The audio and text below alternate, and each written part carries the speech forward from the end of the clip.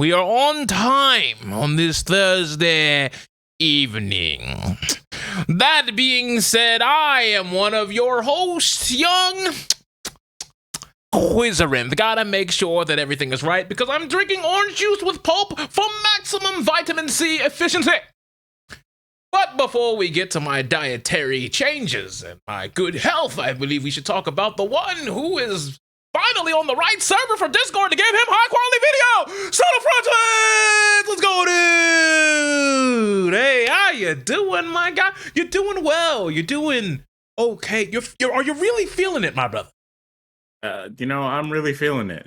I finished all 9 seasons of Seinfeld, and I moved on to Curb Your Enthusiasm, which I've never seen. And I'm on the first season, and I feel like that entire first season is just improv. Like it's just like all these random actors showing up there and be like, "Oh, hey, Larry, isn't this like a really awkward situation?" It's like, what do you mean? Like you got stuck at the turnpike over there? You got stuck at the toll. Oh man, you owe them $20. Wow, that's it's really random. And then like they start busting out laughing, and I'm like, come on, man. It's like, what are we actually even laughing about here? Like, hold on, wait a minute. This is how normal people talk. This isn't real at all. Apparently it gets better. So I'm pushing through to where maybe the improv is over, or maybe like everyone involved like puts a little more oomph in their like acting when it comes to this. But wow. Well, of all things, none of it will ever compare to Detective Stapler beating up a rich man in an elevator. I don't know why that scene of organized crime is as funny as it is to me, but it doesn't necessarily come out of nowhere. Like, it's a huge 180. You get, what password did you use to get in? The date of your wife's murder. My man just finds him and just starts piecing the man up. You celebrate my wife's murder. It's like, Stephen, we already know. We know he did it. What do you later? So we got him dead to rights. Don't give him probable cause. Like, don't leave. No. What are you? My man really turned into a Gotham like vigilante, bro. This is the same show where it's like, oh no, he got into the blockchain, and now we have to set up a rainbow table to catch him. And like, what? All right, sure. NFTs for justice. Like, what do you? Bro, that better be an episode in the future. NFTs for justice. Oh no, that's gonna be an episode of SVU where like someone's gonna have like an NFT of like an assault victim or something. It was like some like their nudes or something that was taken during the act, and it's like, oh no. Okay, so you say that like you have just given Dick Wolf an idea. Like as abhorrent and terrible as that would be, and as honestly in bad taste of an episode that would be, Dick Wolf will do it. That is a crazy man. That man has scripts on top of script. That man's like producing 84 shows all about the deranged shit that needs law enforcement involvement. So who knows? That man is really out here. He's definitely wolfing down some dick as well, because that man, that man is in dire straits, brother. Like his pockets are lined, but at what cost? Hey man, he's got a whole like plethora of shows that he's doing. He's not just doing Law and Order SVU and Law and Order Organized Crime. He's also got those Chicago shows that he's doing as well, like Chicago PD, where characters from that show crossed over to Law and Order and died. So that guy, I don't know, he just does what he does, man. And then, like, there was that whole episode with Chicago PD where, like, they went back and forth, and it was just some weird creepypasta dude who was like, I pretended to be a dentist so I can get this girl's guard down. So I murdered her and put her in the back of the trunk and kidnapped her. And I was at a gas station, and yeah, you tried to find my license plate, but nah, I was just two steps ahead of you, and that's why she dies. And I'm like, hey, yo, what? This is what we got on the weekly day-to-day TV? All right, man. Y'all bugging. Y'all are just bugging at this point. But speaking of crossover events of the world, we got to talk about when titties come to crossover and meet. That's right, folks. We're talking about Baiken! Because for some reason, Guilty Gear Strive has shown off the new trailer for the newest DLC character, Baiken. And many people are flipping out because Baiken'S bust is just way too big. They're like, how could you do this to Baiken? How could you make this design? How could her titties be this voluptuous and this succulent and this melonious? How could you do it? And I'm thinking to myself, where was all this energy when they did it in Xrd? Because not only was there an Xrd sign, there was a Revelator, and there was a Rev 2. And yeah, like, don't get me wrong, there were some people who questioned it, but the Pitchfork Militia was nowhere to be seen. Now, granted, maybe that's because none of y'all played Guilty Gear up until this point in time. Pandemic make you try a lot of new things. And don't get me wrong, I'm not gatekeeping the series. I'm well in order, happy to bring you in. I'm glad that you're all playing it and enjoying it, and sales are through the roof. I'm not saying that. But I'm saying, like, if there was a time, it was years ago to bring this up. A while back. And for those of you who did, you really didn't feel that strongly about it, because, like, you brought it up, but you still continued playing the game. So if there was a huge design shift, why would you be shocked that they're adhering to what they did in the last game, in the game that directly references Xrd game material? Like, no, man, you see, what you don't understand is that when it happened in Xrd Rev 2, that was consistency, because you had characters like Elfelt and Jacko and Eno. They're all fitting that, that same vibe there. And then in this game, they took one of those three characters, Eno, and then they changed her. And then they took Jacko and they changed her. And then, they took Elfelt and they deleted her. And so, they're like, oh, so you did that to my favorite characters. And then So what you're saying is, I'm not taking this seriously enough. What you're saying is there is a organized sort of we'll just call it a conspiracy, an organized coup against all female characters. Like, the waifus are no longer protected class. Is that what you're telling me? No, man, I'm saying that, the people who are opposed, they are upset that that this whole thing is actually inconsistent with the new values that are added on to Guilty Gear Strive. Like, oh, hey, why would you go out of your way to change Eno and get rid of Elfelt if you're just going to bring back Baiken the exact same way, the way that I wanted? Why didn't you do it to the other characters that I wanted? This is the discourse that goes on about this for some reason.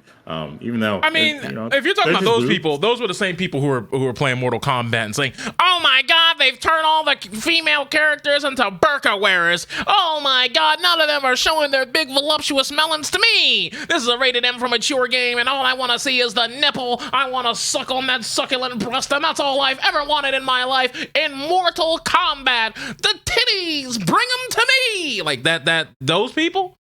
Because those social degenerates, they were barking up that tree when Mortal Kombat 11 was in its demo phase, and we first saw, Jade and Scarlet. They were just like so upset that they're not showing off all the skin. They weren't getting all the way to the succulent, delicious meat. They weren't out there like Arby's having the meat contest just being shown out there, and they were very upset about that. And I'm like, guys, Dead or Alive is right over there.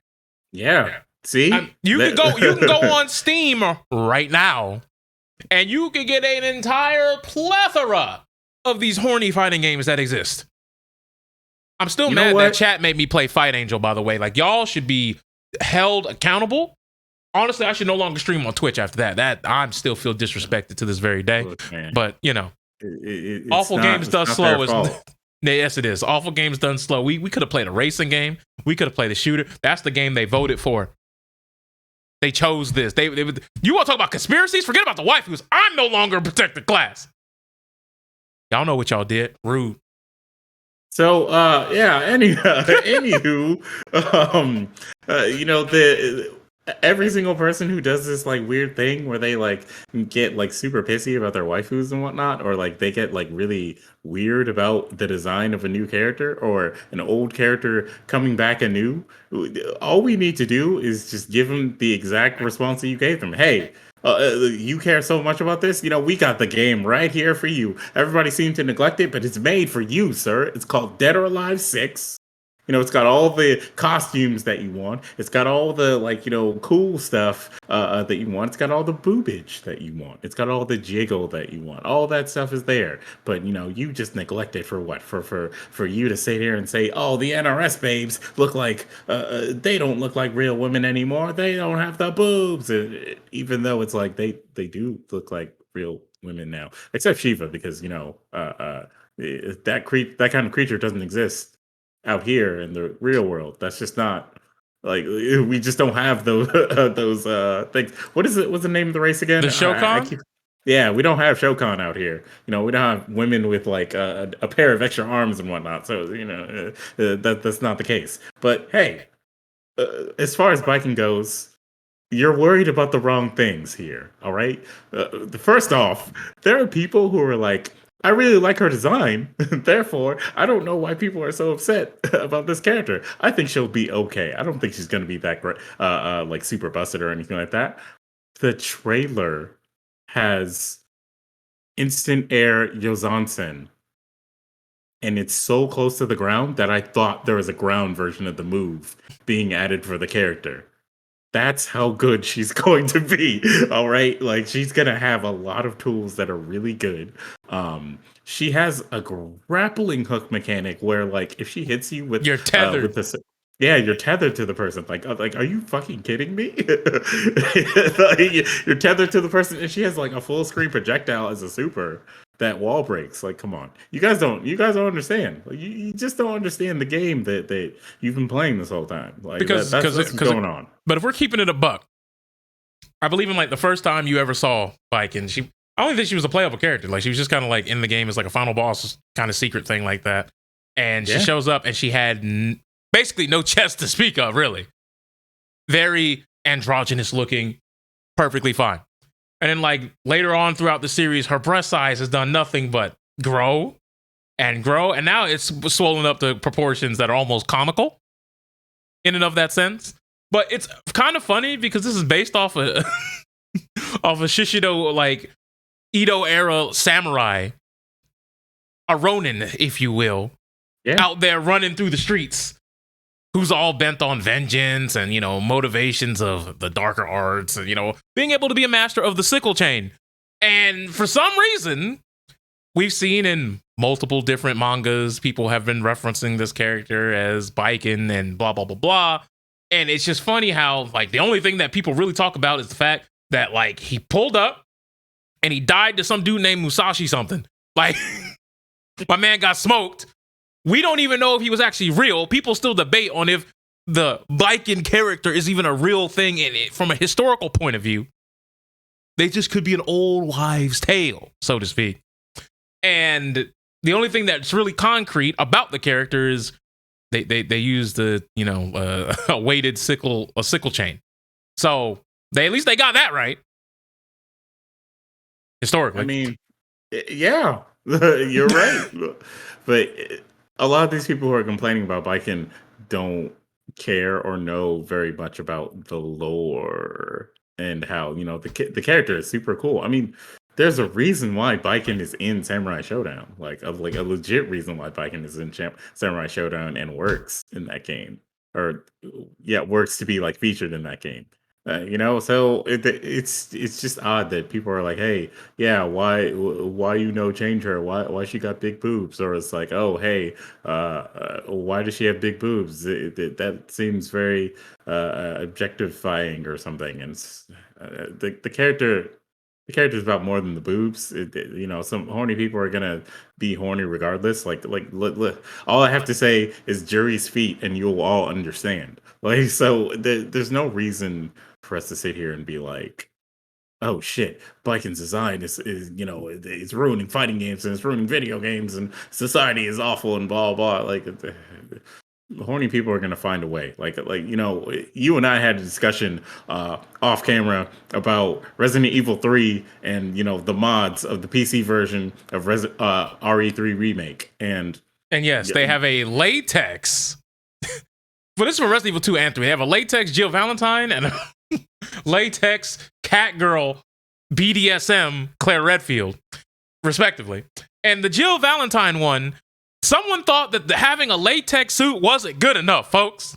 That they had to go in there, upgrade the polys, put a even more high-res texture on her butt cheeks, and called it what they call, I'm not making this up, like you could literally Google this shit, latex suit Pog edition. And I don't mean Pog like PogChamp. I mean PAWG, which is an acronym for fat ass, yes, fat with a P, but fat ass white girl edition. And in the description, they refer to it as Pogified Jill Valentine. So she's a little bit heavier up top, and just to even it out, she's extra thick on the bottom. And, you know, these are the people who are out here. And when you go look at the Resident Evil mod page, outside of bug fixes and things of that nature, these are the most popular mods. Because some of these people, especially during the pandemic, who didn't go outside before, they ain't going outside now. And their horniness is their personality defining trait. Yeah. This is all they got.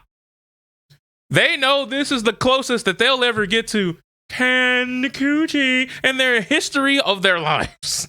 But you know what this does? You know what this begins? It begins the slippery slope, because first they're making these nude mods for video game characters on PC, and then all of a sudden, well, first off, you're doing that, right? But like, what do you do? Like, are you actually playing the full game with just this character's just doing whatever they do, but naked? Are you enjoying that? Because I don't know about you, but in my world, when people want to see something naked, usually it's because they're trying to like gratify themselves in some kind of way. They're not just trying to be like, oh, let me just see Jill like blow up zombies naked. Like, no. Oh, they're trying to pop that lonely champagne, brother. Exactly. So, you know, that takes you down the slippery slope, because all of a sudden you download a studio filmmaker, and, you know, you're making some videos, and demons. You know, maybe you might end up on a certain Italian Senate Zoom call, you know, like you find yourself making the content that ends up in these Zoom calls, and then you think, oh, that's not good enough for me. For some reason, these people go down even further beyond into this slippery slope of debauchery, of degen nonsense, where they decide that they're going to take like creatures that are not human and like give them penises, or like do whatever they can to turn it into something like gross. Like, oh, hey, let's take Jill Valentine and have zombies or liquors and, you know, Nemesis, you know, just show up and blast her cheeks out. Like, it's like, no, I don't want that. I don't ever want that. Get that away from me. I keep telling people the ad with the scene with the horse and quiet, awful.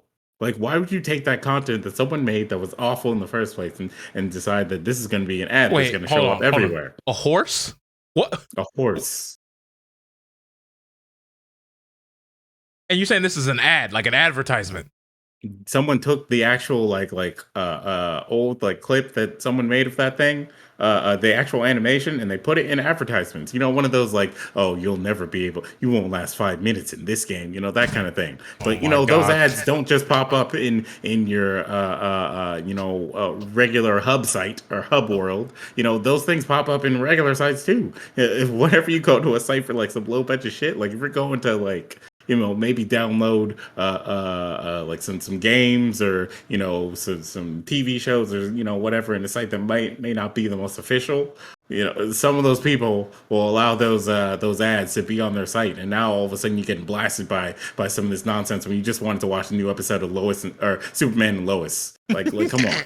My man's in pain, bro. Like come on, man. You all should be ashamed of yourselves. This is what we need to be fighting instead of all this other nonsense. Who fucking cares about Baiken? Let's find the guy who's putting zombies fucking your waifus. My man's like, I'm just trying to watch a new episode of Superman and Lois, and you see them as stars. No!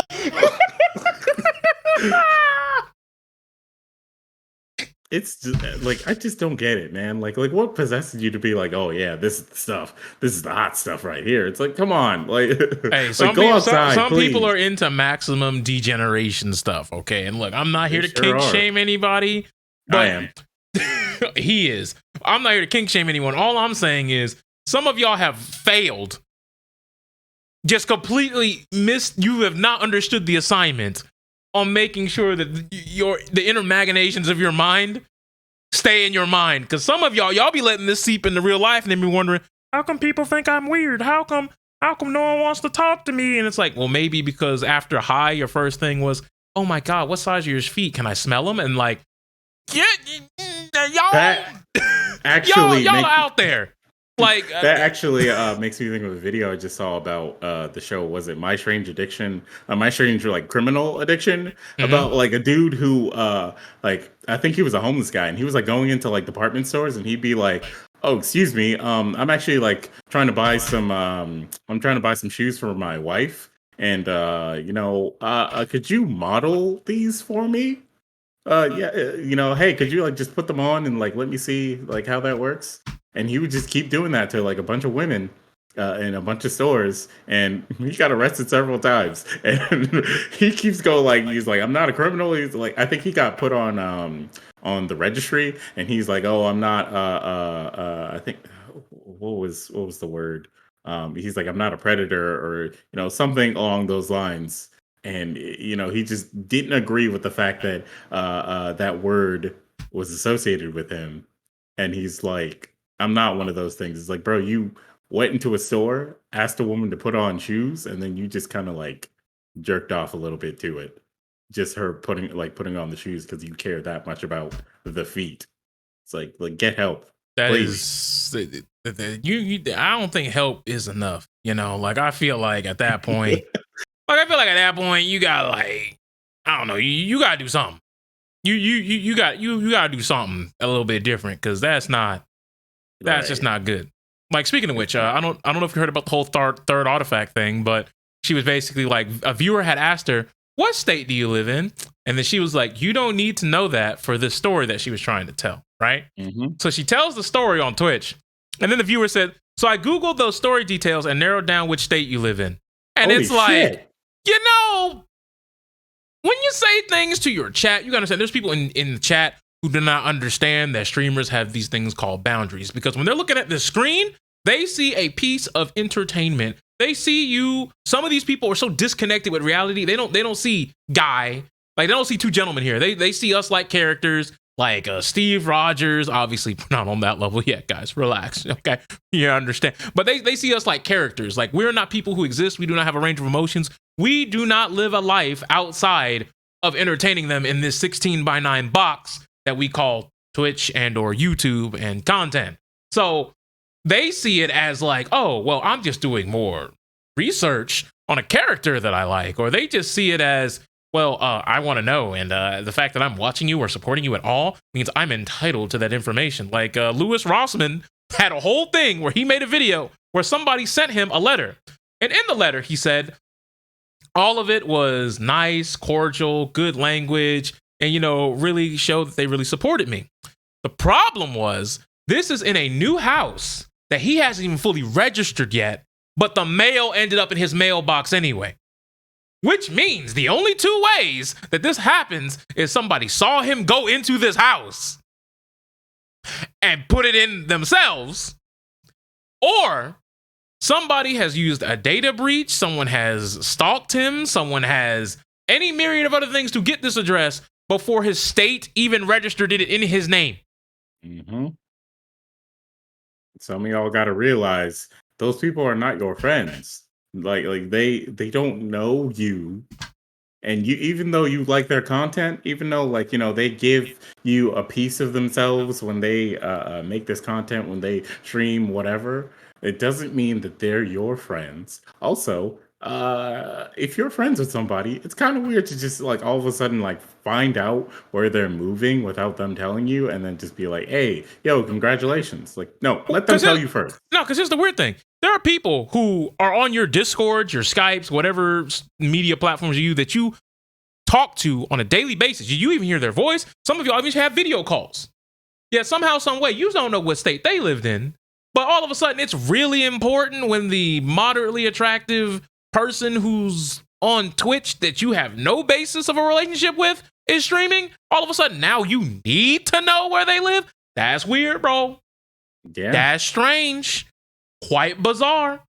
Look, I will never forget this story that like it was in like a Vice video about people who get very very parasocial about like streamers and content creators, and there was this content creator who he kind of like dressed up at like you know like he was a secret member of like Blood on the Dance Floor and stuff like that. Like he was like a cosplayer who made content from his home to talk about like certain things. And there was this fan of his who became like a vlogger who just became like super obsessed with him, and she found out where he lives because he like made up some like fake contest thing of like, oh, if if you were to ever come to my place, I'd let you in, we could like have a cupcake or some shit like that. And so she actually found his place. She vlogged herself going all the way there. And she showed up to his door, and he's like, yeah, no, I can't, like this is my home. Like I can't let you in. This is kind of weird. He like walked outside and like, walked around with her and stuff like that, but he just didn't let her in his home because he was like, that's like a little too far. But he was still like nice to her about it. And she was super upset because, she was dedicated to this promise. And she was upset to a point where after she left there, she went home and she killed herself. But like she made like vlogs and stuff where she was like upset about it. Or no, so she didn't immediately kill herself. She like it was like maybe a few weeks later, and she made videos of herself being like upset and like, I can't believe he betrayed me like this. She had all this like weird denial and stuff. And then eventually she took her life, and it was like aimed at him as if it's his fault that she did that because he didn't let her in his home, even though she was like breaking his like privacy to like get there, because he didn't like put his address out there or anything like that. She found it all on her own and like traveled all the way there to like because she thought that they were like some kind of like best friends or something, but he doesn't know her. Look, I'm gonna tell you the other weird thing. So some of y'all, as you heard the aforementioned Louis Rossman, there was a whole thing where he basically almost had to put hands on someone at a meet and greet event that he was doing, because apparently through the videos, Louis Washman's wife has been in the background or, in other places, obviously, they're married. They're clearly going to be around each other. And this dude thought that she was sending like mixed signals through like stuff she did in the background of a video. Like, oh yeah, you want to leave him and you really want to date me. Yeah, I understand. And like was like apparently communicating through mixed signals that this man was interpreting. And then he pulled up to the meet and greet talking about some, yeah, it's my time to shine, baby. And it ain't go well. So yes, there are people on the internet that be having whole they be having whole fan fiction interactions with you from their seat. So I just want to go ahead and just straight up. No, I'm not speaking in tongue to any of you. There is no code. If we've never high-fived in public and you don't know my real first name and I don't know your real first name, we are not friends. We are not amigos. We're not buds. We're not homies. There is no kicking it. There is no let's go grab a slice. There is no, yeah, man, bring it in and hug. Get in there. You tucked up. No, there's none of that. We is not homies. We is not friends. We is not boys. We are not platonic friends. We are nothing. We have a content creator and viewer relationship. Let's start from there. Right. It's only a game. Why like unless you're like having DMs with this person and like having like real personal conversations and they're like giving their approval and like saying, hey, you're a great friend or whatever, or hey, if you like came to hang out, I'd totally be down to hang out with you or whatever. Unless they're like specifically saying those things to you, you can't assume that they are. And usually, Gondola Gaming, hold on, the Gondola just redeemed the sound that said it's only a game. You don't have to be bad. This is not a game. Showing up to somebody's house, that's not a game. This ain't no joke. You all right, fuck around and find out. Pull up to my house unannounced. You'll be in the papers, the obituaries. you ain't gonna last long around here. Man gets attacked by content creator who was upset that man found his address. Say hello to Yugi's grandpa for me in the Shadow Realm. That's what you can do.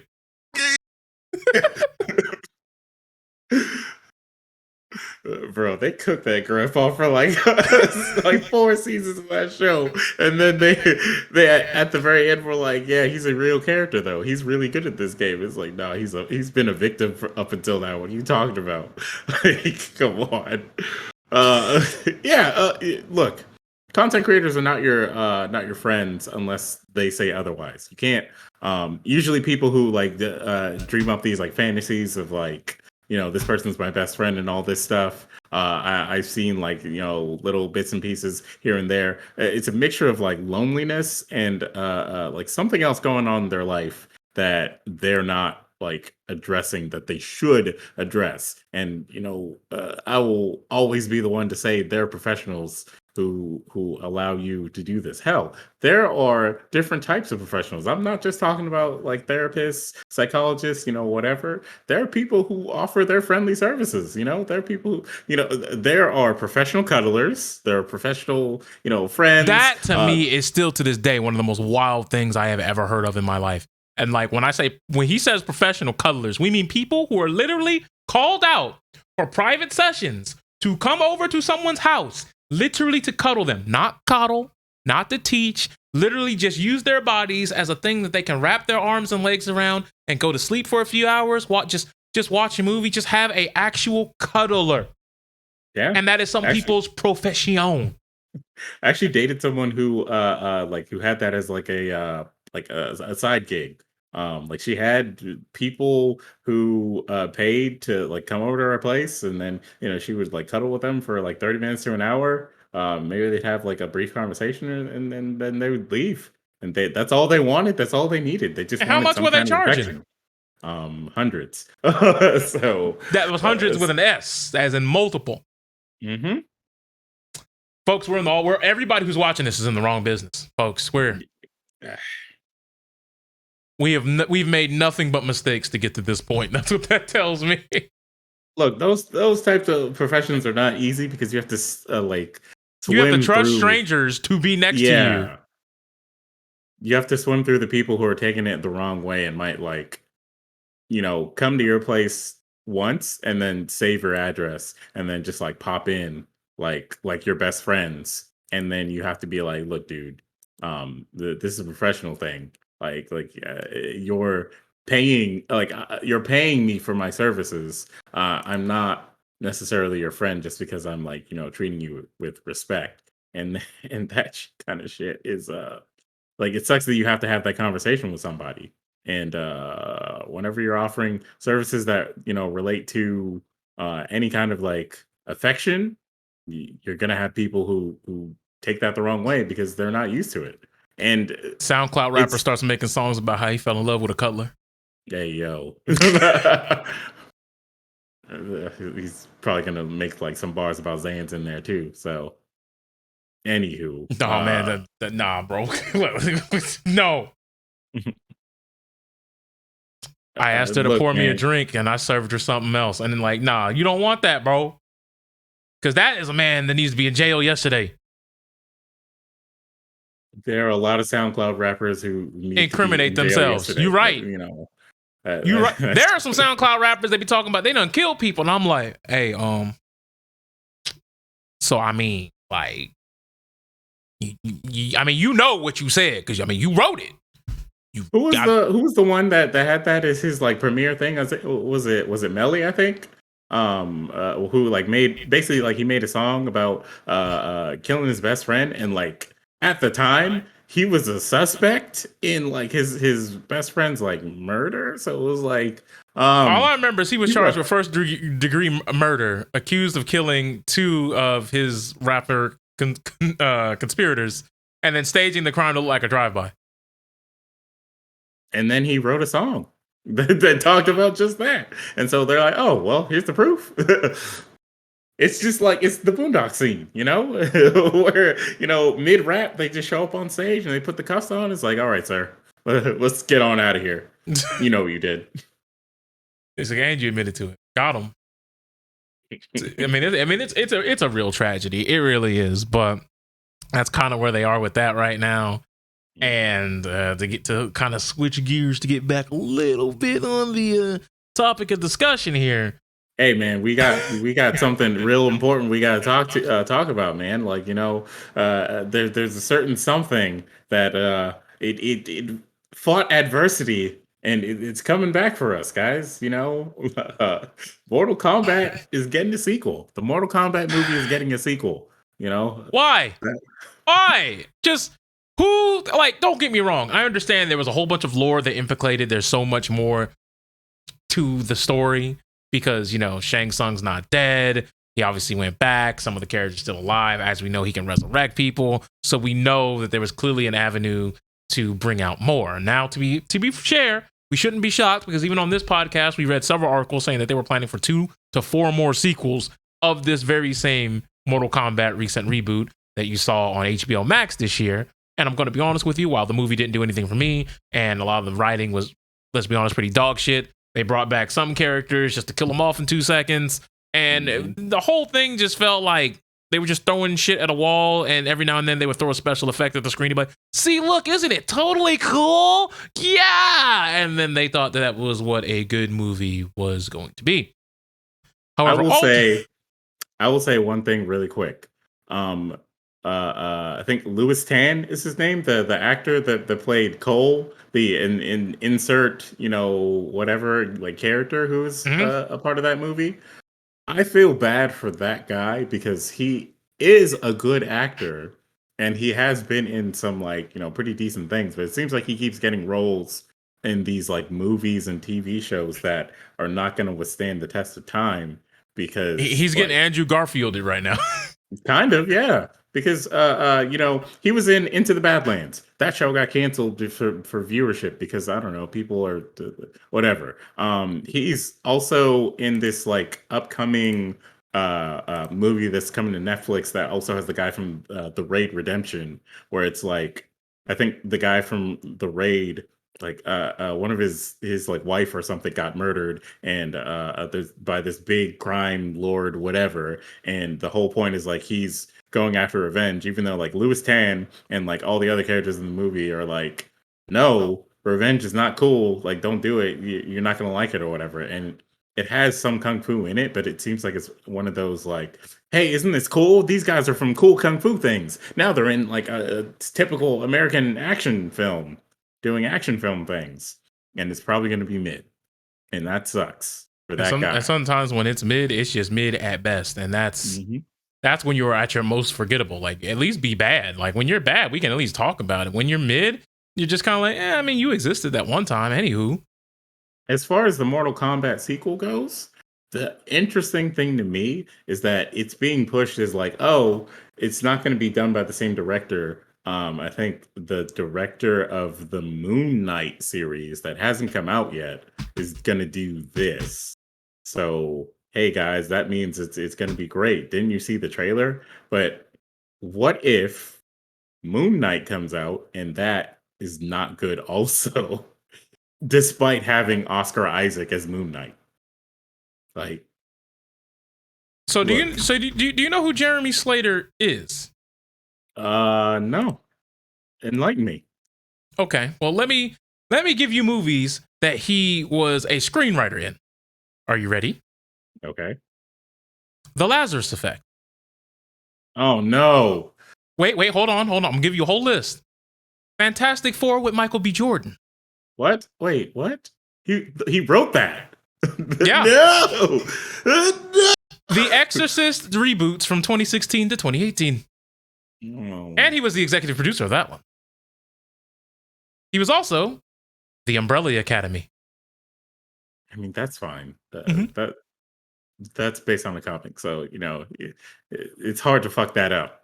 But these are the things that he's been into. He's also did the movie Pet.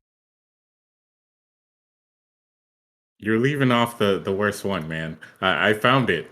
I found it. So okay. if you're not going to say it, I'll say it. He wrote the Death Note movie, the Netflix Death Note movie. The one that should not have it should have just been named something else to be touted as a decent movie.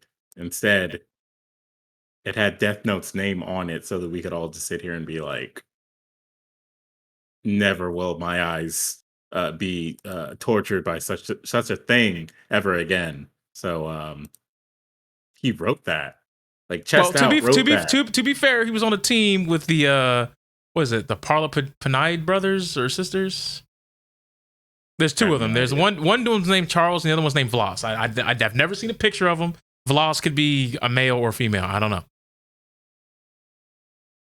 Yeah, I don't know. But it's Charles and Vlas, and then he's also on there. But the fact that he was in there tells me there's a whole lot of things in the writing department where I don't trust this man. But everyone just keeps saying Moon Knight, and it's like, see, y'all are going out of your way to say Moon Knight because it's not something that exists yet for us to watch for basic consumption. Therefore, how can you get credit for something that you ain't technically done yet? Also, like, here's the thing about this movie getting a sequel. Fighting, like, people sit here and shit on the lore of like fighting games all the time, but like the story for most fighting games is actually like at least semi interesting when you look at the like whole thing. You know, like Marvel. First off, all the like versus games, they have like a shit ton of lore in them that's just like not even talked about in most of the game. That's like really interesting. Wait, this dude also wrote Stephanie, the horror movie. What was that? Tell me if this one sounds familiar to you. I'm gonna read you the quick synopsis because this is gonna be funny. Are you ready? Mm-hmm. A young girl is left alone in her house during a worldwide catastrophe and fearfully hides from a malevolent force that is stalking her. When her parents miraculously return, they try to settle back in a normal life but become increasingly concerned about something has affected their daughter Stephanie. It had Anna Torv and Frank Grillo in it. Whoa. I mean, this sounds kind of whack, but like, I don't know if I've seen this before, and I don't know if I want to see it. Do you want me to show you the trailer? I'll get you the trailer right now, man. Look, man, I'm a Google this movie. It's a Netflix movie. Wait, yeah. Okay, yeah, I've seen a poster of this. I definitely missed the shit out of this movie. No, thank you. I'm okay. Also, okay. So back to Mortal Kombat. Mm-hmm. The lore for that series is so like you could take that and turn it into a movie so easily, and yet people keep fighting it. Like, I don't understand when you take something that already has all kinds of established lore that's like good enough to make an entertaining movie, and you just don't do it. You know what I mean? Like, but okay, why would they? In this world that we live in today, where talking in a disjointed voice fluctuation means that your chances of being blessed by the YouTube algorithm drastically increase. Those people, when we look at the story of MK, it has been very, very not set in sand. Not even, because it's definitely not set in concrete. It's not even set in sand, okay? This is something that is very malleable and has drifted all over the place, so much so that they had to Avengers Endgame it and have time travel involved to make it even more wacky, to show that there was an infinite amount of parallel universes so that anything that's anything can happen, right? Right. However, you cannot show me in a movie that Raiden is all-powerful and can instantly teleport his people to a place called the Void, and it does not break the sanctioned rules of Mortal Kombat. However, when his base got invaded, he didn't think to teleport these people then? There are big, huge plot hole decisions that get made throughout the entirety of that movie, which breaks the entire engagement that you can have with a film from just a logic perspective. Like, look, I will say one thing. That is the most accurate depiction of Raiden that the movie can give right there. That Raiden is incompetent. When you actually like really look at every single Mortal Kombat game and Raiden's actions throughout the story beats of those games, including MK versus DC, by the way. Incompetent. incompetent, extremely incompetent. It makes no sense how they're like Raiden is the god, he's the man, he's the guy. Like in all the marketing and everything, it's like, yeah, he is. And then when you pay attention to his actions in the story, it's like, does this guy know anything about how to like make great decisions? Because he's just because not here's the thing, doing right? Here's the thing, right? So you remember in MK9 where he said we must consult with the elder gods. You remember that, right? Yep. There was no reason why he couldn't just take everybody. He's taken groups of people before. He could have just said, let's go meet the elder gods. Bloop, bloop. But no, he just took himself and Liu Kang, and then everybody except for Sonya and Johnny died. Mm-hmm. And then they come back and it's like, oh no, they're dead. No. And it's just like, I mean, the elder gods, they're just as incompetent. Like, let's just keep it a buck. But the fact of the matter remains that in a video game, usually you're here for the gameplay. There's another asset of the game that can keep you engaged to something. A movie, the plot is what keeps me gripped to the cinematic experience. Yeah. So when your plot is diarrhea of butt cheeks, what do you want me to do? This is what you've given me. If I'm reading a book and the book turns out to be hogwash, what else is for that of me to power through?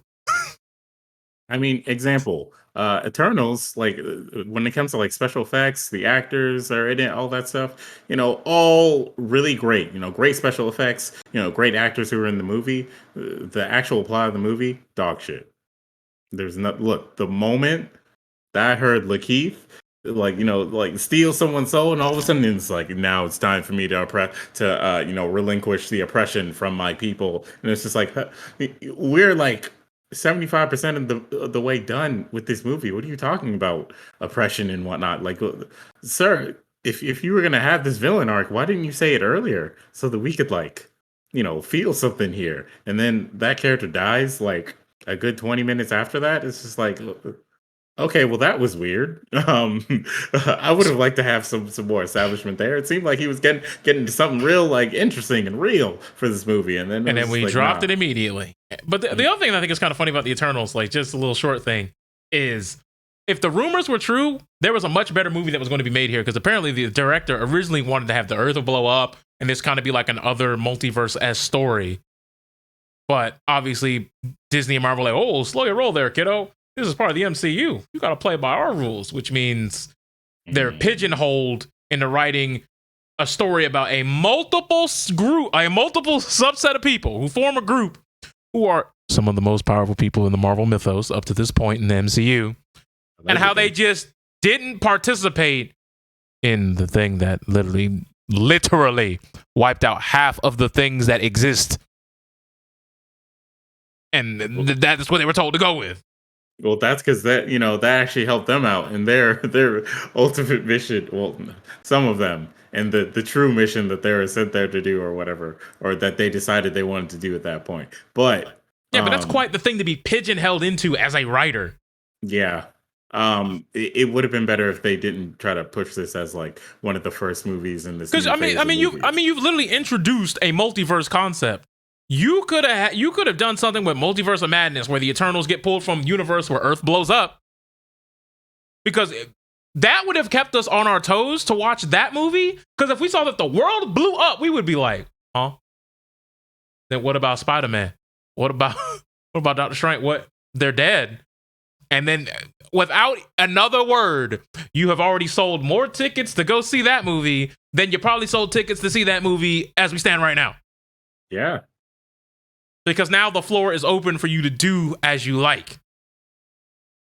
You could have had Thanos lost, everyone celebrated, then the planet blew up. But then that wouldn't be as compelling. What do you mean? No, I'm not saying give that away in the trailer. I'm just saying when we're watching the movie, you're like, oh, well, obviously they're going to save the day, and then the planet blows up and you're like, I beg your pardon? I'm just saying it would have been a very easy way to grip the audience into knowing that they don't know what's going to happen in this film.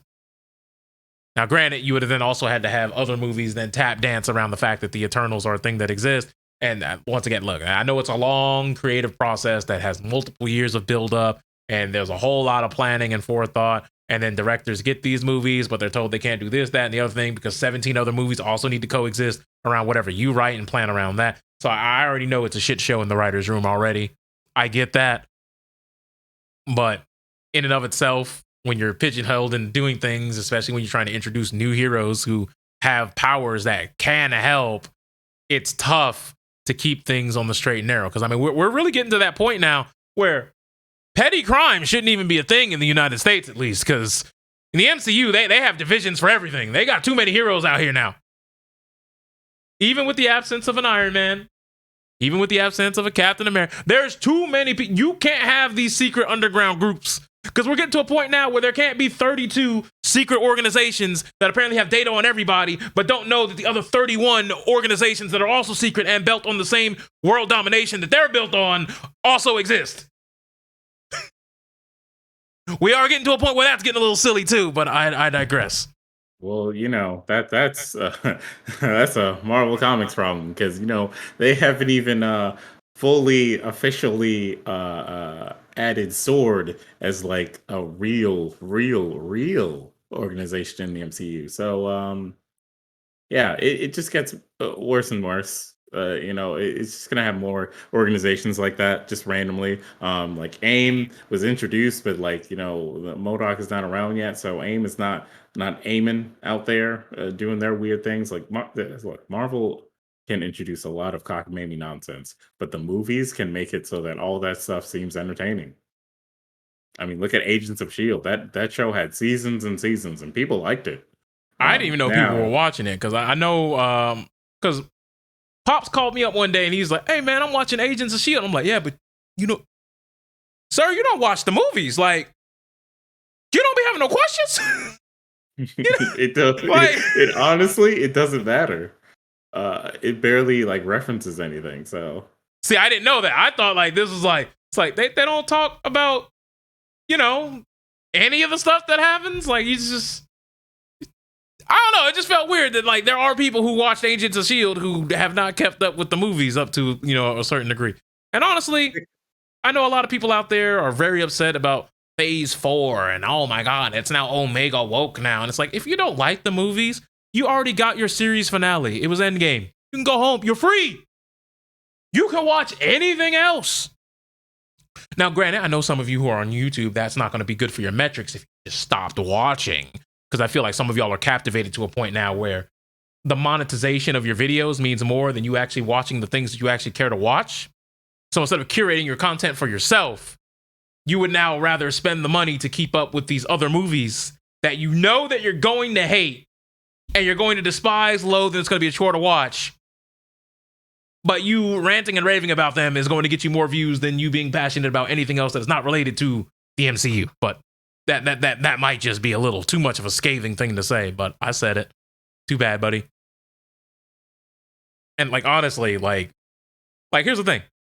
I thought Shang-Chi was alright. It's pretty good. Yep. I thought Eternals was mid. I feel as though Scarlett Johansson and the entire legacy of Black Widow was just disrespected in that abhorrent dumpster fire of a fucking film. Cause man, the character just got disrespected. Okay, the character died, and this supposed to be like a send off, like tribute or just whatever, and they just took the piss for the entire thing, and it's just like that's terrible. These are women who got their wombs ripped out, and we're telling jokes about fat man stinks. What? These are people who are basically mind controlled slaves to some creepy dude in the Siberian tundra. And we making jokes about why do you make poses like that? And it's like, we're not gonna talk about the Womb Snatcher 9000 and the fact that like these women are willing to fight and kill themselves and basically rip their own throats out to keep the silence of creepy rape man over here. Like we're just hey man, all right. Hey, that's explained in the movie. It's the pheromones. He controls them. They can't help themselves because he has literal mind control. No, I'm not talking. I'm not saying that that's weird. What I'm saying is the movie, you can't introduce something that heavy and then just be like, wow, that was cool. Why do you pose like that? You smell. Take a shower. Like that's not, you're juggling stuff that you shouldn't juggle. I was like, you can't have a Captain Planet episode teaching me about AIDS. That's weird. You're juggling issues that you're not qualified to handle. Well, And hey man, it introduced us to Yelena, so there's that. Isn't that a win? I mean, once again, great character, fine, but like, don't just disrespect. Like, Taskmaster as a concept got disrespected. Like, what are we doing here? That's my point. But anyway, we're not here to talk about Marvel. We don't got way kidnapped off the main course here. But man, if you don't like the MCU, it's fine. You don't have to watch it because honestly, I've watched. You can watch Mortal Kombat 2 when it comes out for you. No, don't watch that either. Please, I'm begging you. It could be good. They might focus on some like. What if they just took MK9 and turned it into a movie? We don't have to talk about that. We don't have to talk about that at all. Okay, what if they took MK9, they turned it into a movie, and it was better? It didn't have like the weird ending where Raiden showed his incompetence and everyone just turned into zombies, and he's like, no, now I have to fight them, and it's like, huh? Sure. Or the best scene there when Sindel just shows up in a room and kills like half the people in the room. It was just like, she did that by herself. Aren't you all supposed to be chosen more? Whatever. Sure. Because I remember there was a whole Israeli what was the Israeli fucking bomb episode of fucking Captain Planet? Yo, what? I don't remember that at all. Yeah. So you don't remember? It was like, I think his name is like Verminous Scrum, the rat dude, the humanoid rat dude. Mm-hmm. They were peddling some mind-altering drugs. Oh my god! All right. Wow. Captain. All right. So when's the reboot of Captain Planet coming? When do you think that's gonna happen? No, I don't know, but like there were some real things that happened in Captain Planet, bro.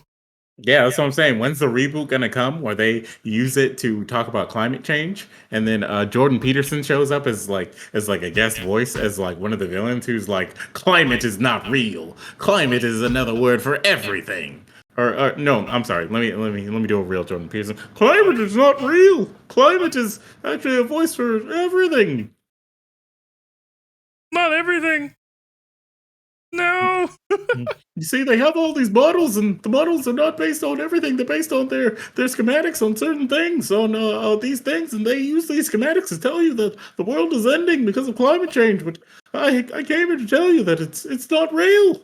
It's not real at all. So what? 2024? Is that what it is? On Netflix? It's gonna be Verminous Gun, bro. That's bro. Not Netflix. Not Netflix. No, if they do it on Netflix, it's gonna be a live action one, and it's gonna have a bunch of like basically all the kids who are in whatever all the teens who are in whatever like famous teen shows are going on right now. Like maybe some Euphoria kids, maybe some like people from Emily in Paris. Maybe some of the like Riverdale actors will like make guest appearances and stuff like that. And then Jordan Peterson himself will just be that opposite Captain Planet, was it like Captain Toxic or some shit like that? Jordan Peterson himself is just going to be that character, but they're going to make him like a corporate like overlord or some shit like that, instead of him being like just yellow Captain Planet with superpowers who's like spreading sludge across the world. Bro, we literally had a character in that show named Duke Nukem, and it's not Jean St. John. It's not the Duke Nukem you're thinking of. Yep. He still got a flat top though. He still got that though. Man, what if Duke Nukem was actually created off the idea of stealing Duke Nukem from Captain Planet, bro? Which one came first? Hold on, I have to look this up now. Captain Planet, Duke Nukem. When was the first time we saw that, man? Do we have a debut? I think the video game character came first. All right, when did Duke Nukem come out? The game, first one. That's a hard one. Sometime in the 90s, I know that much. Because the Captain Planet TV show came out in 1990. Duke Nukem has a birthday? Okay. Let's see here. 1991. God damn. Damn, somebody worked fast. God damn. 1991? That's when the first Duke Nukem game came out? Yep. All right, we just gonna say they worked on it at the same time. It's the same dude. Yep. That's we just gonna have to go with that, fam. They worked too quick. And I'm mad because the original Duke Nukem, the Duke Nukem really does look like just a palette swap. Oh my god. Yeah, somebody robbed somebody. Yep. Someone might have to have a court date soon. We gotta find out who authorized this. Who let this happen? With so much murder. So much murder. You are not wrong. You are not right. They've been robbing each other blind forever. But speaking of people who have been robbing each other blind forever, somehow in 2022, we've allowed for Fox News to secure a W. Like, Fox News has been the butt of every joke, and rightfully so, because the people they have on there are just, they're mind-bogglingly stupid, okay? And you could make the same argument for most news pundits that are out there these days, but this shit right here, somehow they got a W, and that's because the anti-work coalition, yes, they don't really call themselves that by name, but trust me, there's an anti-work Reddit thread out there who had a moderation team who just so happened to have a moderator get on Fox News to just completely show each and every one of the hardworking Americans like yourselves that work is too crippling, it's too hard, and it's leaving America in such a downtrodden state. And while some of these statements are true, let's just say it didn't go well. Would you like to tell them why it didn't go well? Okay. So when you talk about someone who says things like, "Oh, I'm anti-work," the average Fox News viewer is going to say, "Oh, this is probably some like lazy millennial person who thinks that they're non-binary and all these other woke skull things, and they probably don't even have a job, and they don't pull up their bootstraps, and they probably don't even take showers, and all these things." And then you have this interview where you have someone who comes on there and like this person didn't seem prepared to be on television at the time. Like they, had their camera, like, whatever. Say what you will about the camera quality and all that stuff. This person wasn't really dressed up to be on TV. There were a lot of moments where they weren't really looking at the camera. Maybe they were looking at like a script or something that they had, but the script itself was very weak because they we're trying to give off all of these like anti-work arguments, but they were saying it in the ways of like, oh, I believe that laziness is a stigma in society, and it's not like that. Which, sure, say what you will about the definition of laziness in our current society. There are problems with that. There is a stigma with that, but you can't tell the average Fox News viewer anything about that kind of nuanced topic and think that they're gonna take you seriously if you don't present yourself in a certain way. So then you have things like the host. I think his name is like Jesse Walter or something like that. Jesse something. He asked this I believe woman Doreen who is from the subreddit who was there. And he's like, "Oh, do you have a job?" And she said, "Yes, I'm a dog walker and I work 20 hours a week." Saying that, they're anti-work, but also work 20 hours a week, which is not the usual like full-time shift for a person, which is normally 40 hours a week. In reality, it's like 40 plus hours a week. And so this person made it so easy for the Fox News guy to be like super smug and be like, "Huh, you see, they're unkempt. They barely work their job. They believe that everything should be handed to them. They're clearly lazy and aren't pulling up their bootstraps and working for what they want to get the money that they want." And then to cap it all off, he asked like, "What do you actually want to be? Like, do you want to be like a dog walker? Like, what's your like next step career wise?" And the person from the subreddit said, I would want to teach, and I would want to teach philosophy. And that's look, they're gonna see that and be like, oh, they want to teach philosophy. Oh, they don't want to teach a real subject like history or math, even though the average Fox News viewer hates math, um, wants most of history not to be taught, and also doesn't want science to be taught a certain way, and doesn't even like trust science. So it's like very Well, odd. for me, the interesting thing about the teaching bit is just like, you do know that teachers at this point as a job don't even like teaching because they're one of the people who get used the most. Yeah, they get shafted. They don't get paid the amount of money that they So deserve. all this anti-work stuff that you've been talking about, you're like, oh, well, my dream is to go into the field that is honestly the pinnacle of all the things of getting shafted. Yeah. So, I mean, once again, there's that. And then number two, she made the statement of, well, I'm a dog walker and I walk 20, 25 hours a week. And it's like, so the people who are really in the trenches, really struggling, and here you have like this little cushion job and you're making the argument that you're anti-work. But at the same time, at no point, at least not what I saw, man, once again, maybe this is the lack of preparedness here, but you come off as, when you say you're anti-work, you never let it be known that like you're okay with certain levels of work. You made it just seem like work should just be abolished in and of its top form. And you didn't really come in there with any parameters, any sort of like, well, here's what you can do to fix it.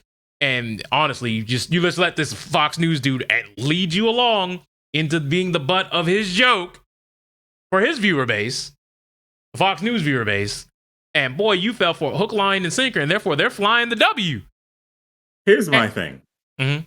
Like, as someone who is like a part of this like anti-work ideology, as someone who's like on Reddit a lot, you should know more than anything, than anyone, like how the opposition is going to view you, like how they're going to perceive you, and the fact that they're asking you to be on the show because they're playing the game. You're there to look bad so that they can make their points look good, but all you have to do to get around that is watch like 2 to 5 hours of content from either the specific Fox News show you're going to be on, or Fox News in general, so that you know what to expect from your appearance on that show. And then also just come with specific talking points to combat all the nonsense that they're going to say, because you do have talking points. The subreddit probably has a shit ton of people who tackle these like stereotypical like talking points all the time about how they think you're lazy, you have no ambition, you just want everything handed to you, all that shit. Well, to be fair, there were some people in that subreddit who are flat out anti-work. Like, there are no parameters, they just want work as a concept to be gone. There are those people. Okay. So there is a discussion to be had about that, but those people are there's at least a little bit of delusion when it comes to that sort of thing, because as a society, we're not gonna ever get to that point anytime soon without going through the only way we get into that is if we go through a Fallout New Vegas time period first. Exactly. That's the only way. And even then, look, I watched every season of Into the Badlands. We're more likely going to become that than we are to become anti-work or whatever. We're more likely just going to create new factions of people and become like samurai who fight each other with swords and kung fu instead of actually deciding, you know what, maybe we shouldn't have work, maybe we shouldn't have currency and all these things. Maybe we should just focus on making an enjoyable society where we just have actual respect for other people and all these other things. That's not going to happen. Our society doesn't teach people to respect each other in that kind of way. Our society teaches you that no, you beat up your neighbor so that you can get the money that you want, so that you can be the millionaire who flies to the moon and all that shit. That's the American way, or that's the whatever way. As someone who's on that subreddit, that they're putting you on there to make you look bad. So you have to do the best that you can to bring about someone who's going to make you look amazing, so that when people see it, they Hmm. see you, and they see they're like attracted to the ideology themselves, because that's the only way that you can get other people on your side. If you Hmm. like bring out someone who looks like they didn't prepare for any of this, then they're Yeah, not because once going again, to. that person misrepresented that subreddit, because I've since read it. They went dark for a few hours, but they're back now. If you actually look and read through the subreddit, and I'm talking about you go back into the past, not just stuff that's been posted recently, you can see that Right. the main context is they want better rights for workers, especially workers working minimum wage jobs who are not even being paid enough to eat, might have to work 2, maybe even 3 jobs just to make ends meet in some cities. They're talking about like wanting to have actual flexibility, that, having, dental insurance, or, just insurance in general should be something that is a baseline for all full-time jobs, and part-time jobs over a certain amount of requirements. They feel as though, and it's not an entitlement issue. This is I would like to be treated as something a little bit more than a piece of fucking meat. And I know many of you guys who are anti work people, y'all be the same ones talking about, oh my God, I can't believe that they're opening up an OnlyFans and I hate OnlyFans. And it's just like, well, either you work with the anti-work people or OnlyFans is about to be booming forever. So like, what you gonna do, bro? Balls in y'all's court. These, like, I don't understand why y'all are breaking y'all's back defending multi-billion-dollar corporations for treating their workers like dog shit. I mean, did this pandemic teach you nothing? These jobs do not care. We've seen multiple jobs. We've seen multiple industries where managers are getting paid leave, but their workers are suffering in the zone as their 9 to 5. Let's point this out. Let's point this out right now.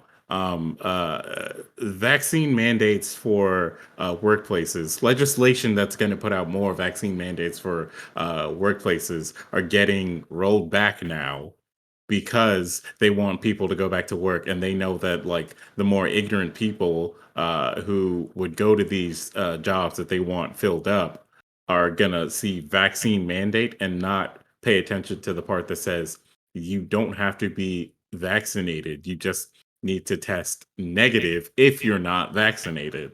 So like take the test if you want to work, instead of like getting vaccinated or whatever. But no, they just hear that shit is getting. they hear vaccine mandate, and the first thing they think of, if you don't get the vaccine, you're fired, Mr. Squidward. And it's like that's not, it's not. Don't get me wrong. There are some jobs that will play with the rules, and yes, that'll be the case. And those you need to handle that, because that's wrongful termination. That's some shit that you really need to have fully looked into. But I digress. I mean, they're rolling back these things because now, and like the same people who are like, "You guys need to get vaccinated. Need to get vaccinated." So society needs that so that we can all get past this pandemic or whatever. Now the same people are like, "All right, fuck it. Don't get vaccinated or whatever. Go to work, please. We need to make more money." We don't care Why? if you die. You need to go back to work. We don't care if you get Auntie Paulina sick. We don't give a damn if Grandma Bertrude's on a ventilator because you came home careless one night on a visit. Go get your job today. Damn the vaccination. And it's like, you're hurrying people back who probably shouldn't be back, number one. Yeah. And I'm not talking about like today. Like today's a little bit different, but like they've been doing this for a few months now. Especially when, the new variant came out. People are just like, no, ignore the new variant. Come on in to work. Now, granted, I believe this one is infinitely less lethal than, its bigger brothers of the yesteryear. But the fact remains, they just were like, no, we don't care anymore. Just come on in. And that's part of the anti-work people and what they, believe in, that we shouldn't be treated as herdable livestock. We should be treated as human beings, and the proper precautions should be taken care of.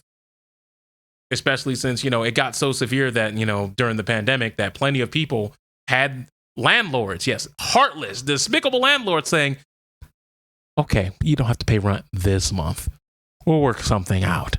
And if it gets to that part where those cold-hearted people are willing to change their tune, at least for a couple months, when they're treating you better than your job, and maybe there's some things you need to look into.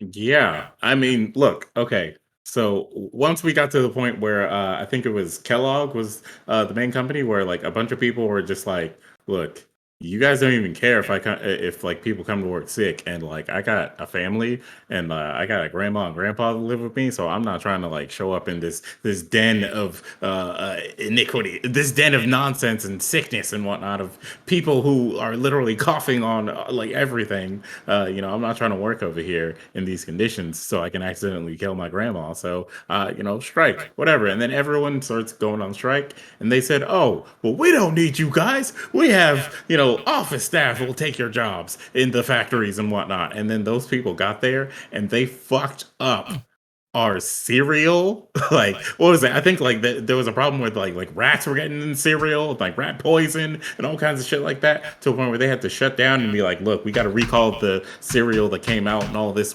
nonsense because all those people fucked up because none of them were capable of working those jobs.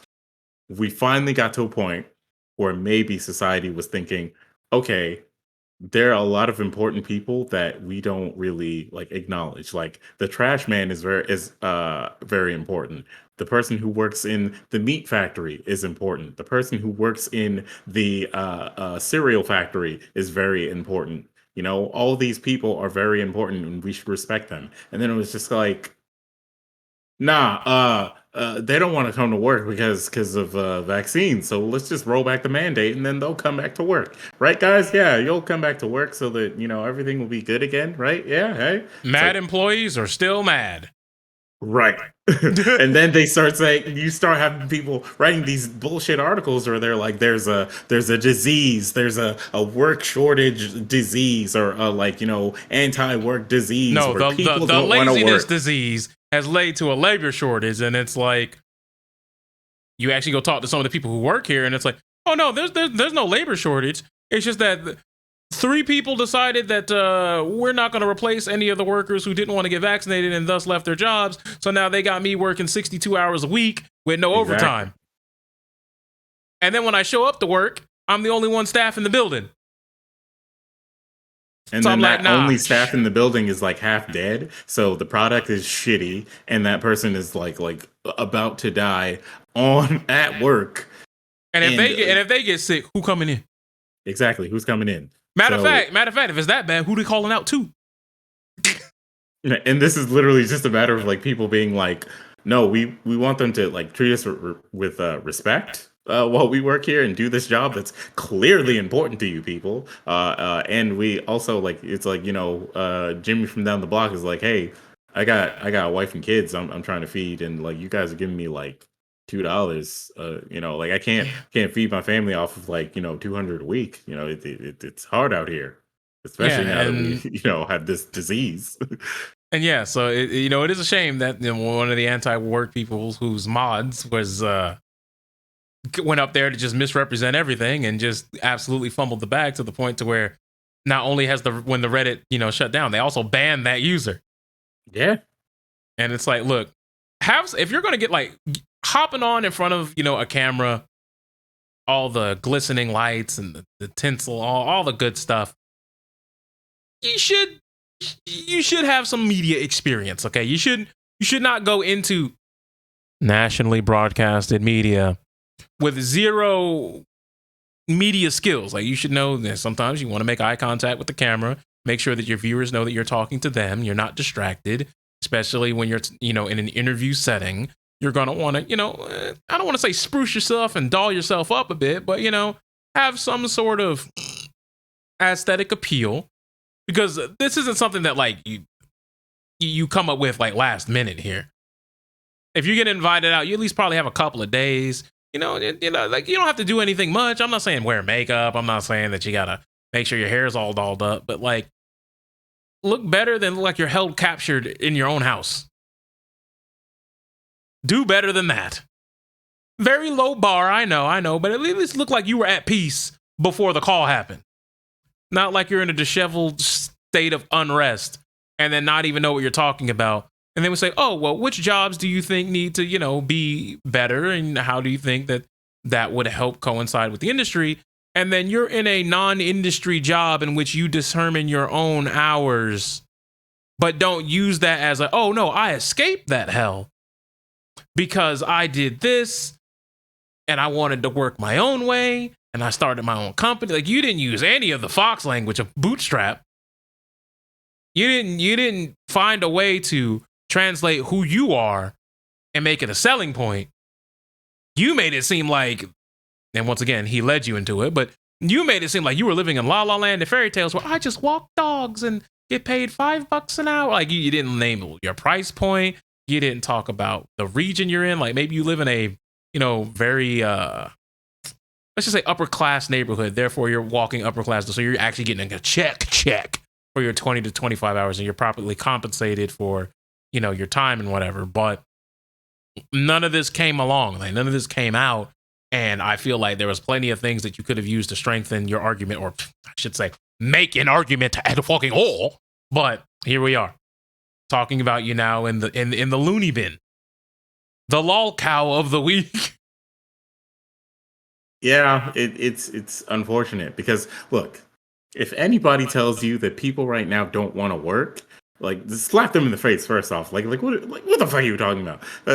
People want to work. They just don't want to work in shitty conditions. They don't want to be slaves. They want to do work and get paid the adequate amount for their work. Like, what is it? It's always said that there's no such thing as ethical consumption in capitalism. Why? Because, the higher ups take advantage of the people on the lower end of the spectrum because they make, the millions, billions, whatever, taking advantage of the labor from the, people who are lower on the spectrum, and they don't care too much about, like, boosting those people up. Now, of course, yeah, there are exceptions. There are some companies where, the higher ups are like, hey, I give my bonuses to the people so that they can, like, eat better and whatnot, and we all do well.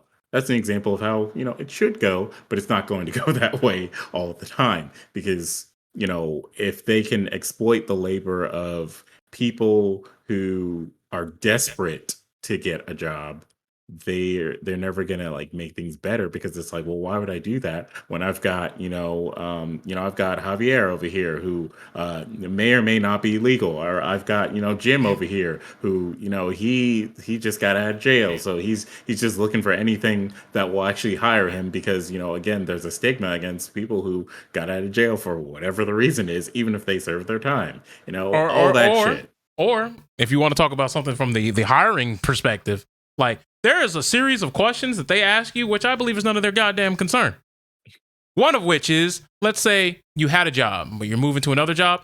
What the fuck is your business of asking me? So I see that you've left this other job. Why are you leaving them? Like, first of all, slow your roll. What does that have to do with me working here? You know what I'm saying? We want to know if you're going to leave us because we don't like being left. And it's just like, you worry about that. If you treat me right, then you ain't got to worry about that. First of all, that shouldn't even be a question that's on the docket. Number two, the other question that they love, for some reason, they just, I don't know if they get off on it or what, but for some reason they feel as though this is something of your concern. They ask you, how much would you like to get paid? And your estimate may be a little north, maybe a little south of what they put on the application, like what they put on the job listing. Let's say you make a $60K. That's what they put on listing, right? And you say, oh, I'm around 72, 68 to 72, right? Right. And then when it's actually time to, crunch numbers, they're starting offer is 42, 36. You be like, how we get like, how you disrespect me like that? Mm-hmm.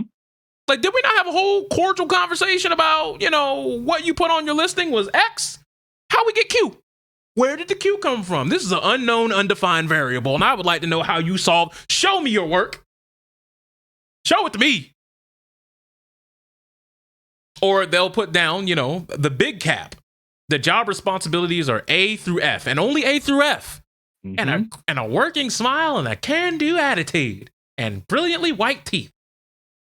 And all of a sudden, you get on the job, and now you see that A through F has now digivolved to the entire alphabet and the alphanumeric calendar and numbers 0 to 867. And you're like, all right, so like, how did we get here to a point to where I'm doing other people's work because they're incompetent, but I'm not getting paid what they're getting paid.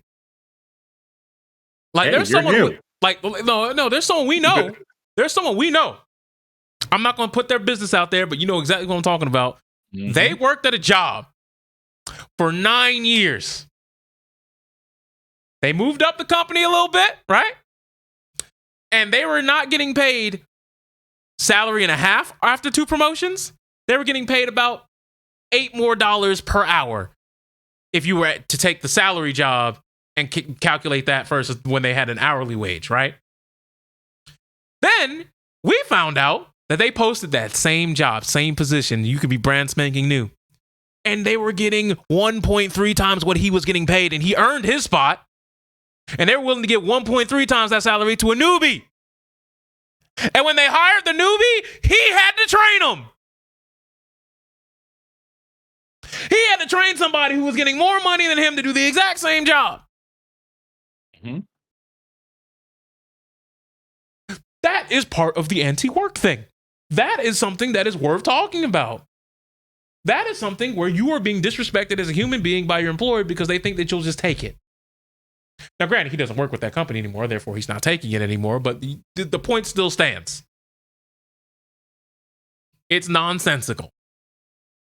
But yeah, at the end of the day, now, obviously, due to the aforementioned interview, now everybody who was anti-work is now going to think that anti-work are just a bunch of loony bin people who live in La La Land and all they want to do and their hopes, dreams, and aspirations end with walking dogs and being professional cuddlers. And that's unfortunately where we're at with it right now. But alas, I think that's about it for today's episode. I mean, unless you want anything specific you want to take us out on, my boy. Well, Black History Month is coming up, and Oh, Lord. I just want you all to be aware that Black History Month is coming up. So be prepared for the nonsense that comes from all the companies who go, we want to stand with our Black brothers and sisters in this time of tribulation for their community. A moment. Lives matter. Hold on. Wait. Hold on. I got some. You got to do it. Give me a generic commercial. Just give me a generic commercial, like you just did, but make it long form. Make it like 20 to 30 seconds. Go ahead. Hit me with it. All right. Man and woman get in the car. They start having a conversation about, like what are we gonna have for dinner? What are we gonna do? They're driving in the car and whatnot. A truck stops short with them. They're like, oh my god!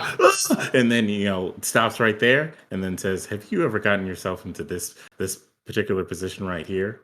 Well, Montlink and Associates can definitely help you out with this.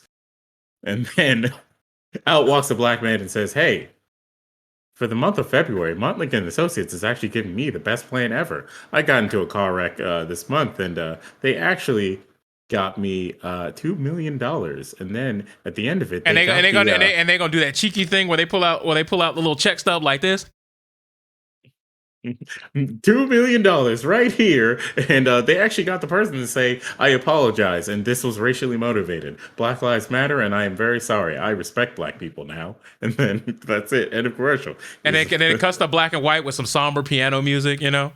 A little bit of downtroddenness, and then all of a sudden, when it hits March, right when it March 1st, all of a sudden it's all right, back to normal. All right, back to work. Fuck them. That's why. Get out of here. You thought we were down with the brown? What do we look like? A bunch of night riders? Come on, man. Oh no! Not the fresh and fit boys. But yeah, that's where, unfortunately, that's where we're at right now. Also, Lakai's been trying to sell me some more shoes. I actually had a pair of Lakai's. Yeah, they're pretty nice skateboarding shoes. I think they're a little bit more expensive than they are worth. I could give you guys a review if you want one. I mean, don't get me wrong, they look cool, but their main brand of shoes, I think Telford's or whatever. Let's be honest, they're knockoff Jordan 1 mids. If you look at the design, they're Jordan 1s.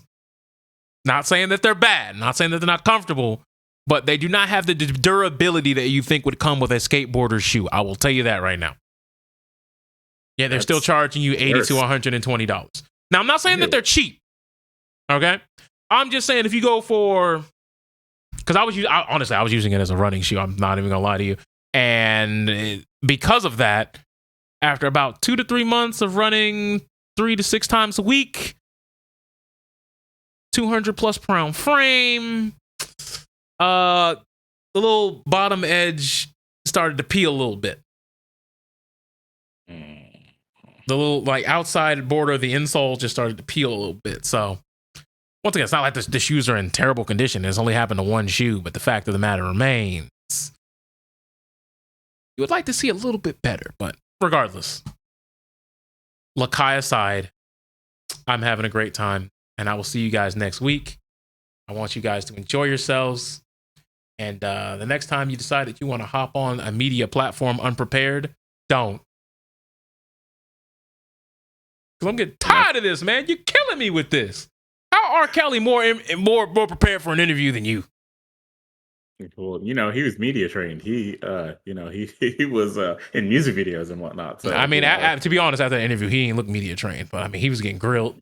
No, that man, he was going through it. He's just like, how do they know all this? No, like, I can't even play. So, it's like, sir, you know what you did, and we can't excuse that. You know that, right? He's like, but I'm R. Kelly. What are you talking about? I made all kinds of music that you guys love. You don't respect me now? What it's like, what nah, is this? We don't. Well, them 40-year-old aunties still do. That man was going through the accusations, having concerts, and they were still trying to grab his penis. And it's like, exactly. That's like, unfortunately, you do know where that's been, and y'all are. There's no saving that. All right, well, Auntie Cheryl, your man is in the shadow realm where he belongs. But that being said, thank you for tuning into Clout.Wav. I believe this was episode 60, and we will see you guys on the 61st installment. This was 61. Last time was 60. So, just remember, guys, the internet was a mistake, and always stay away from Studio Filmmaker. Y'all gonna look up SFM right now. You shouldn't have even said that. Like, we were already past it. Their minds have moved on. No, they must learn. They must learn. If they learn, they'll become. All right, man. The internet was a mistake, and you're not helping. They won't become that. They will learn. The ones who are worthy will learn. The ones who will become the thing that we don't want them to become, they were destined to be that this entire time. It was going to happen one way or another. They saw Tifa and they were like, "Oh my god." This Final Fantasy VII remake it's doing things. All right. I'm ending this. We're out of here. Good night, everybody.